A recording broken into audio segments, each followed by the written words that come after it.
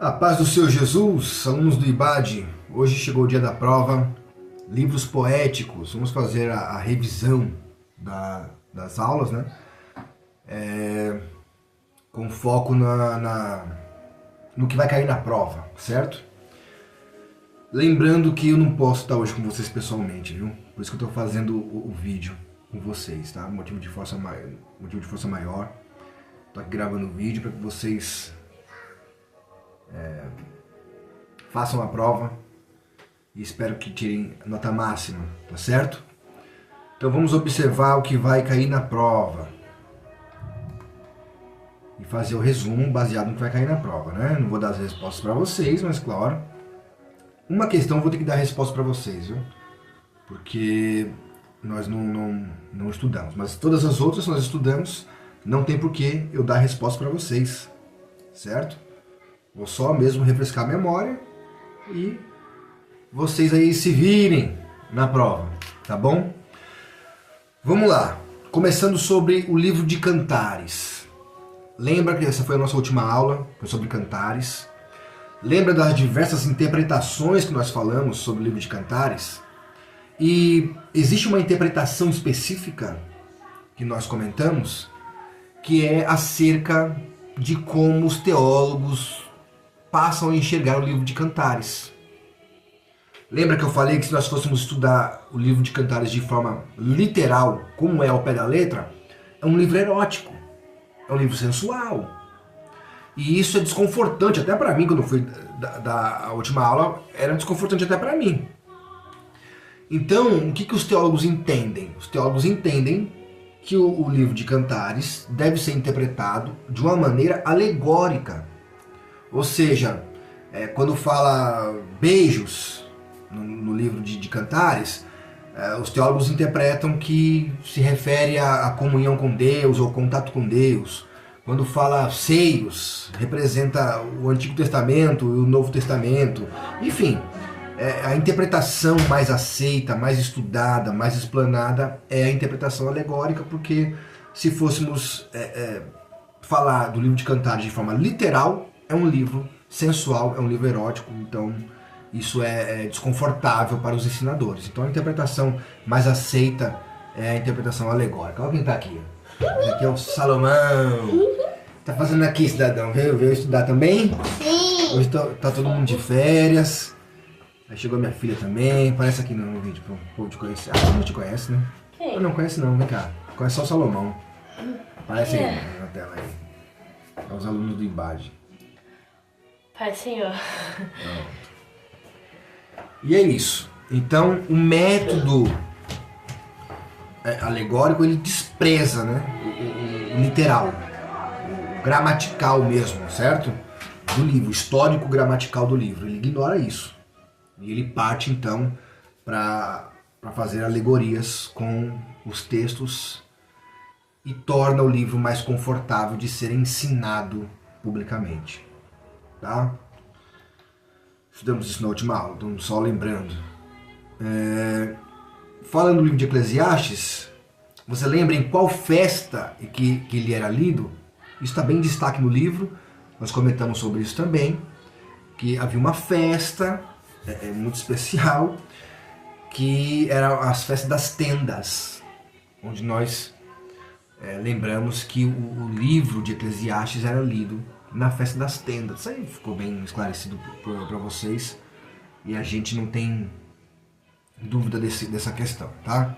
Agora, a sabedoria bíblica, a filosofia da sua maneira formal, isso é importante lembrar, porque vai cair na prova, ela só aparece, não é que ela aparece, ela torna-se legítima, formal, sistematizada, vamos dizer assim, a partir de Salomão. Lembrando que Salomão reinou 1000 anos antes de Cristo, certo? Século X, se eu não me engano, mas isso também não é um caso. Mas é importante saber isso, que foi Salomão que sistematizou, que colocou a questão da integração com os sábios. Vinha pessoas de todos os demais países, de nações diferentes, para conhecer a sabedoria de Salomão. Com isso, Salomão também adquiria novos métodos de se observar as coisas. E ele sistematiza isso. Tá? Então, no século X foi onde ele oficializa, onde a filosofia nasce de maneira formal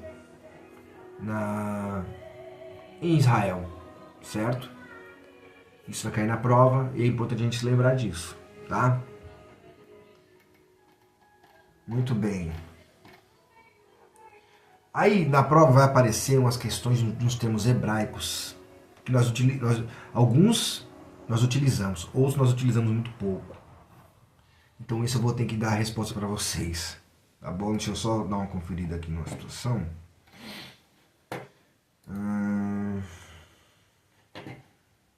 Deixa eu ver se é isso mesmo. É isso mesmo. Isso aqui eu vou ter que dar a resposta para vocês porque foi até um erro meu. Nós não comentamos sobre isso, mas está no livro, tá? Quais são... isso aí vai cair na questão 5.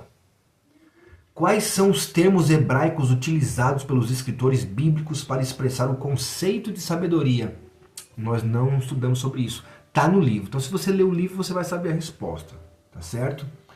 E aí eu vou ter que dar a resposta para vocês, que seria uma injustiça da minha parte eu não dar a resposta para vocês disso aqui. Porque realmente nós não comentamos sobre isso. Aí está aqui, Rokma, Sakal, Tushia e Binar. É a primeira opção. Tá? Quais são os termos hebraicos utilizados pelos escritores bíblicos para expressar o conceito de sabedoria? Apesar que eu nem deveria dar resposta para vocês, porque o livro você tem que ler em casa. Eu já falei, o nosso curso é semi-presencial. Vocês não podem ficar dependendo da minha revisão para poder fazer prova. A revisão é só para refrescar a memória daquilo que nós já aprendemos. Mas realmente, o item 5 eu não comentei nada acerca disso. Então seria injusto eu não dar. Mas é só dessa vez, viu? Nunca tivemos isso, nem com fé em Deus não teremos. Vamos lá. Outra coisa também que nós aprendemos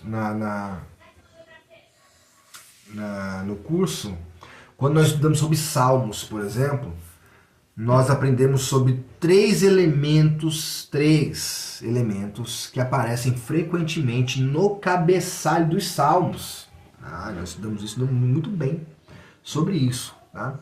Então lembre-se daquela série de coisas que nós aprendemos nos Salmos. Uma delas foi a questão daquelas observações que aparecem no cabeçalho. Então, no cabeçalho aparecem coleções litúrgicas, termos de adoração. Lembra disso? Lembra dos termos de adoração? Nós aprendemos. Selá, lembra que nós aprendemos sobre selá? O que era selá? Nós brincamos que nós iríamos utilizar selá. O resto da vida nós aprendemos que era selá, que não era de selar, que era um termo de adoração e tudo mais. Que era parava para adorar. Falava, selá, pare para adorar, para glorificar. Lembra disso? É um termo de adoração. E notas históricas, que é o contexto onde o salmo foi tipo salmo cântico de degrau, por aí vai.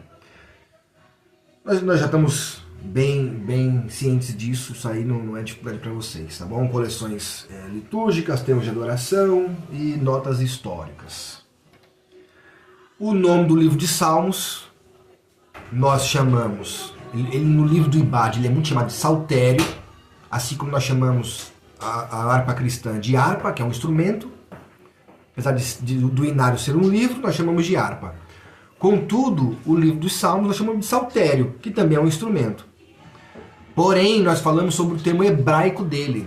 Você lembra do termo hebraico do livro de Salmos, que tem uma tradução? Foi logo na primeira aula sobre o livro de Salmos, que é Terrelim. O que significa Terrelim?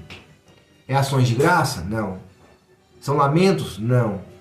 É músicas? Não. Lembra que nós aprendemos que música é uma das formas de louvar a Deus. Mas louvor não é música. Aí é onde acontece um grande erro na igreja, da pessoa ter oportunidade. Aí fala, eu vou louvar um hino. Não, você não louva hino. Aprenda isso. Aprenda aí. Você não louva hino. Nós não louvamos hinos. Nós louvamos a Deus. Como nós louvamos a Deus? Ah, tá. Aí tem diversas maneiras de louvar a Deus. Podemos louvar a Deus com cânticos, né, com música. Podemos louvar a Deus com poesia. Podemos louvar a Deus de diversas maneiras. Há denominações que louvam a Deus com danças. E aí, há diversas maneiras de louvar a Deus. Porque a palavra louvor, a forma mais simples de entender ela, significa o quê? Elogio. A forma mais simples de entender louvor é elogio. Como eu sei que aquela música que eu estou escutando é um louvor a Deus? Simples. Aprenda isso, hein? Decora. Ou ela é uma música que fala diretamente com Deus, adorando diretamente a Deus. Ah, Senhor, Tu és santo, Tu és digno de toda honra, toda glória. Você está cantando diretamente a Deus. Ou então você canta uma música, fala uma música, narrando as coisas que Deus faz. Como tudo que Deus faz é bom, quando você conta as coisas que Deus faz na música, você está, querendo ou não, falando bem de Deus, está fazendo um elogio. Você está o quê? Louvando, você está a louvar a Deus. Então, músicas que louvam a Deus, músicas que falam sobre as coisas que Deus faz, tudo que Deus faz é bom, ou músicas que você fala diretamente com Deus. Mas lembre-se, louvor não se resume à música. Por isso, quando vai traduzir o nome dos Salmos, Terrilim, lembre-se, Salmos tem muita música, claro, mas também tem orações. Não tem só música, tem também orações. Então eu não posso traduzir a palavra Terrilim como música, porque Salmos é um inário, é o saltério. Então, a Terrilim só pode significar música. Não. Tá bem? Porque louvor não se resume à música. Captaram aí? Muito bem, é só para a gente lembrar. Sobre Jó. Acho que foi a primeira aula, foi a mais densa, né? Foi sobre o livro de Jó, que é um livro muito grande, com muitas questões filosóficas. Mas, você lembra quantas calamidades que Jó sofreu? Nós comentamos sobre todas elas. Jó, a gente explorou muito bem Jó. Falamos sobre a teologia de Jó, muita coisa a gente explorou no livro de Jó, tá certo? Mas, o que é importante nós sabemos? Jó, ele enfrentou as primeiras 4 calamidades, que foram as coisas que Jó tinha, seus bens, sua família, lembra disso? Os roubos que ele sofreu, os ataques dos caldeus, fogo caiu do céu, lembra que nós falamos sobre o fogo de Deus? Nós lemos no texto isso, o ataque dos sabeus. Então só aí Jó já sofre uns 4 ataques, depois Jó sofre mais 3 ataques, que são ataques diretos, que foi a sua enfermidade. Ele não ficou doente logo de cara, lembra disso? Primeiro Jó perde os bens e família, depois é que ele fica doente. Mais uma vez o diabo lança um desafio e Deus permite que ele seja tocado, não na alma, mas no corpo físico, e então Jó fica doente. Depois ele teve um conflito conjugal com a mulher, e por último foi a humilhação social, que foi os amigos dele, né? E aí, vai lá, fecha a porta aí, filho. Cadê o carregador? Acho que vai descarregar, viu?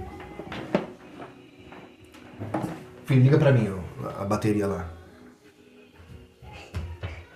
Vai, liga aí.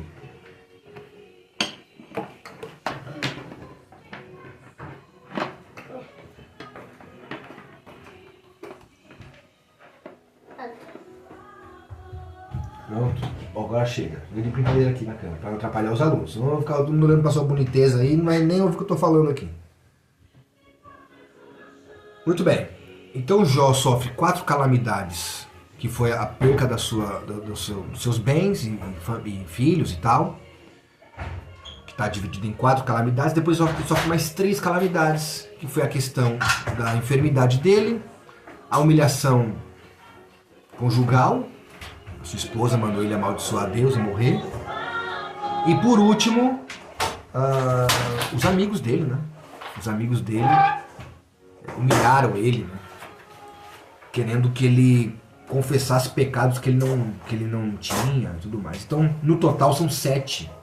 Se você for destrinchar uma por uma, são 7 calamidades que Jó sofre.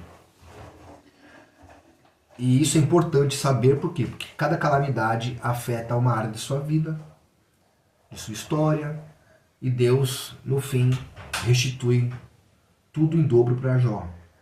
Isso foi algo muito interessante que nós aprendemos logo na primeira aula. E por último, também do livro de Jó, nós falamos sobre a autoria. Lembra aquele debate? Nós passamos um tempão falando sobre a autoria de Jó, do livro de Jó. Quem fez? Aí nós chegamos à conclusão que nós pentecostais acreditamos que foi Moisés que escreveu, certo? Porém, lembra do que eu falei aqui? Lembra que eu falei na aula aquele dia? Não há consenso.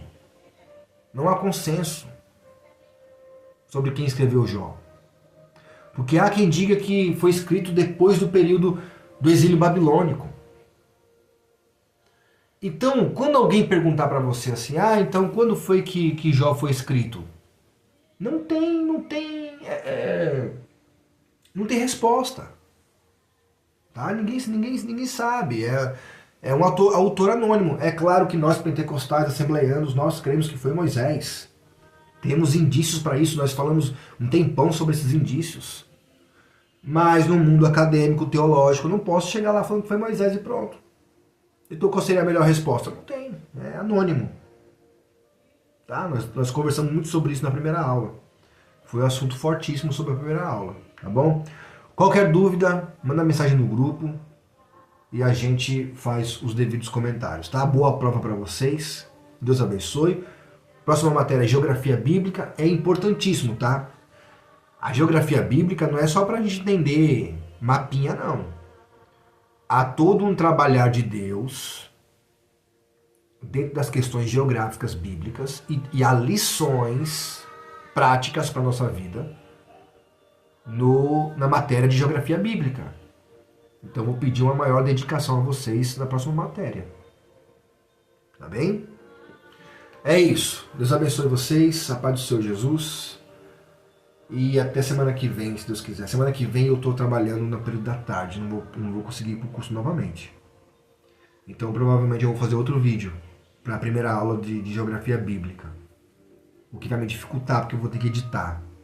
A função de Vegas, colocar mapinha, porque aprender geografia sem mapa é impossível. Tá? Ainda bem que na nossa sala de aula, né, tem uma TV bem grande lá pra gente poder colocar nos mapas. Mas vai ser show, viu? Convide alguém, faça propaganda do curso aí pra alguém, pra gente ver se nós enchemos mais essa sala. Tá certo, meus irmãos? Eu acho que eu deixei tudo muito claro. Não há dúvida pra ninguém. Tá bom? Pai do Senhor Jesus.